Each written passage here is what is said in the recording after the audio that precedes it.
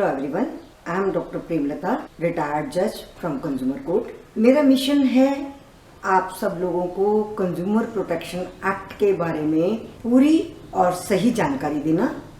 Consumer courts कैसे काम करते हैं, किस किस तरह के केसेस कंज्यूमर कोर्ट सुन सकता है, आपको कंज्यूमर कोर्ट से क्या राहत मिल सकती है और खरीदारी करते समय आपको किन किन बातों का ध्यान रखना चाहिए। हमारे इस वीडियो में दी गई जानकारी के अलावा भी आपको कोई जानकारी चाहिए तो आप YouTube के कमेंट बॉक्स में अपने कमेंट्स और अपने प्रश्न लिख सकते हैं।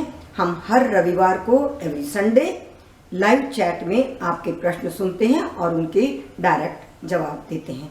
हमारे इस चैनल को सब्सक्राइब कर लीजिए, आइकॉन बटन को प्रेस अवश्य करिए ताकि हमारे फ्यूचर अपलोड्स आपको ऑटोमेटिकली मिलते रहें और हम आपसे जुड़े रहें। Thank you very much. Consumer awakening mission में आपका स्वागत है। आज हम एक बड़े ही क्रूशियल टॉपिक को उठा रहे हैं। मीडिएशन में किस तरह से काम कितनी जल्दी हो जाते हैं। देखिए, नया एक्ट कंज्यूमर प्रोटेक्शन एक्ट 2019 अभी लागू हुआ है, किंतु कंज्यूमर रिलेटेड मैटर्स पर मीडिएशन बहुत पहले से हो रहे हैं। तो हम आज एक लाइव केस लेके आए हैं, रियल केस कैसे हैंडल हुआ। 20 दिन के अंदर अंदर फी रिफंड हो गया थ्रू मीडिएटर। कैसे हुआ, आज हम उन फैक्ट्स पे बात करेंगे ताकि आपको ये पता चले कि मीडिएशन होता कैसे है और मीडिएशन में मीडिएटर किस तरह से आपका काम बनवा देता है, मीडिएटर का क्या रोल होता है। ये मैटर था, एक एजुकेशनल इंस्टीट्यूट था, कंप्यूटर ट्रेनिंग देता था, 3 साल का कोर्स था। स्टूडेंट्स ने एडमिशन ले लिया, 3 साल की fees they the. Suddenly in the mid term क्या, टर्म शुरू होते ही थोड़े दिन में ही, 1 महीने 2 महीने में वो इंस्टीट्यूट कहीं और शिफ्ट हो गया और स्टूडेंट ने रिफंड के लिए बात की। अब इंस्टीट्यूट का आर्गुमेंट सुनिए। उन्होंने जो आर्गुमेंट इवन मीडिएटर के सामने भी दिया। मीडिएशन में क्या होता है, दोनों पार्टीज की बात सुनी जाती है। दोनों पार्टीज की बात सुनी गई, फिर दोनों को अलग अलग भी हैंडल किया गया। तो जो मीडिएटर के सामने जो तर्क इंस्टीट्यूट ने दिया वो ये कि हमारा जो इंस्टीट्यूट है ये शिफ्ट इस वजह से करना पड़ा क्योंकि हमारा लैंडलॉर्ड के साथ डिस्प्यूट हो गया और लैंडलॉर्ड अब हमें वहां पर किराए पे जगह नहीं देता, तो हमारा कोई कसूर नहीं है। दूसरा तर्क दिया कि हमने तो पूरा का पूरा जितना भी लिटरेचर होता है, जितना भी स्टडी मटेरियल होता है, सब आप प्रिंट करवा लिया सारे स्टूडेंट्स को देखकर, और प्रोस्पेक्टस में हमने लिख ही रखा था कि एक बार एडमिशन हो जाने के बाद, फी ले जाने के बाद हम उसको रिफंड नहीं करेंगे। और तीसरा तर्क दिया कि ऑलरेडी स्टूडेंट ने तो 1.5 महीना क्लासेस अटेंड कर लिए तो हम रिफंड नहीं करेंगे। स्टूडेंट को जब पूछा गया तो स्टूडेंट का कहना था कि अब जो जहां पर वो शिफ्ट हुआ है वो बहुत दूर है, हमें जाने में भी तकलीफ है, टाइम भी ज़्यादा लगता है, कन्वीनियंस भी नहीं है, तो हम वहां नहीं जा सकते, हमें तो रिफंड मिलना चाहिए। दूसरी बात यह कही कि 1.5 महीने हमने क्लासेस तो अटेंड की हैं, किंतु अभी तो कोई रेगुलर फैकल्टी आती ही नहीं थी, हमारी कोई खास क्लासेस हुई नहीं है और कोर्स शुरू भी डिलेड हुआ है। ये तो बहुत पहले शुरू हो जाना चाहिए था, अप्रैल में शुरू हो जाना चाहिए था, ये मई जून में जाकर शुरू हुआ है और हमें तो लगभग 15 या 20 दिन ही हमने पढ़ाई की है, इससे ज़्यादा हमने पढ़ाई की नहीं है। तो ये तो इनकी वजह से हमको इतनी दूर जाना पड़े, हमें तो रिफंड चाहिए। दोनों के तर्क सुन लिए। अब मीडिएटर ने दोनों को अलग अलग बिठाया, दोनों से अलग बात की और उनके वीक पॉइंट्स बताए। वीक पॉइंट्स पर ही पूरा फैसला होता है।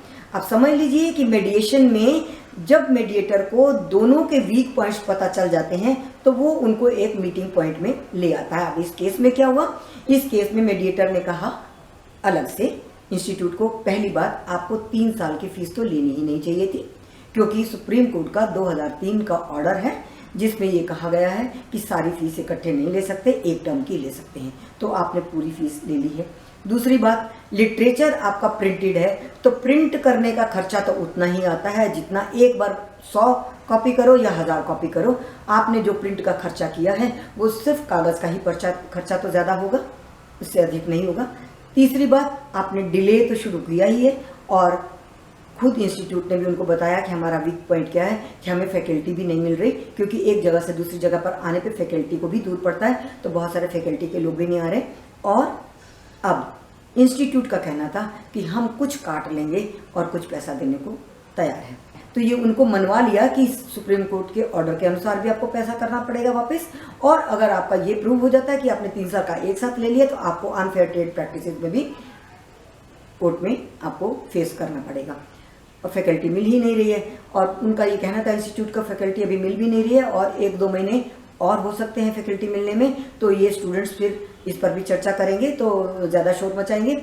और जो लास्ट पॉइंट था, जो मेडिएटर ने समझाया कि अगर आप इसकी पेमेंट नहीं देते हो तो बहुत सारे और स्टूडेंट्स भी मिलते चले जाएंगे और एक भीड़ इकट्ठी हो जाएगी, सारे अपना रिफंड मांगेंगे। उससे बचने के लिए बेहतर है आप इस केस को रिजॉल्व कर लो।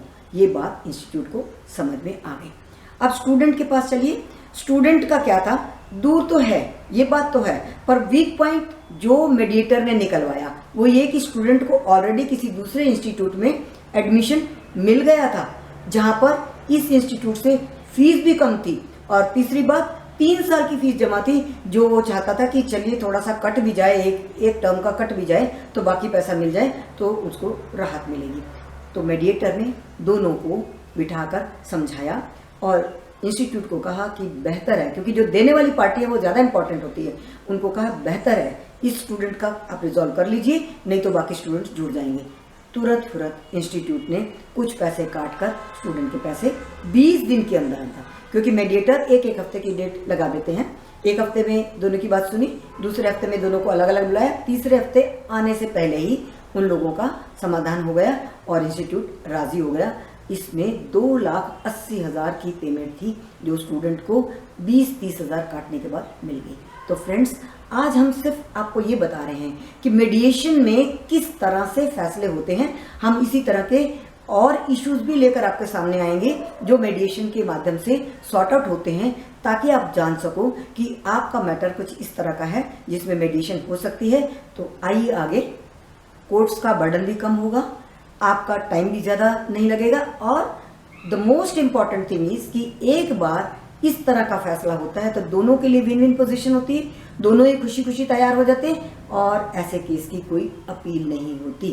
Otherwise institute, schools, colleges, builders या इंश्योरेंस कंपनीज, ये सारी की सारी संस्थाएं जितने भी इंस्टीट्यूट हैं, सारे के सारे अपील में जाते ही हैं। आप केस में जीत गए तो आपको फिर अपील का भी सामना करना पड़ेगा, और कितना लेट होगा आप कुछ नहीं कह सकते। तो इसलिए आज मैं पैरवी कर रही हूँ मेडिएशन की। आप मेडिएशन करवाइए अपने केसेस का, कोर्ट में अपने केस को दायर करिए और अपनी कंसेंट दीजिए कि हम मेडिएशन करवाने के लिए तैयार हैं। तो thank you very much friends.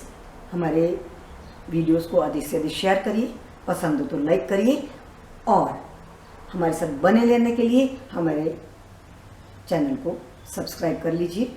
हम फिर मिलेंगे इसी तरह के एक नए इशू के साथ, और अब हम चाहते हैं कि आपको मेडिएशन के कुछ उदाहरण, लाइव केसेस के बारे में भी बताएं। मिलेंगे फिर। Thank you very much.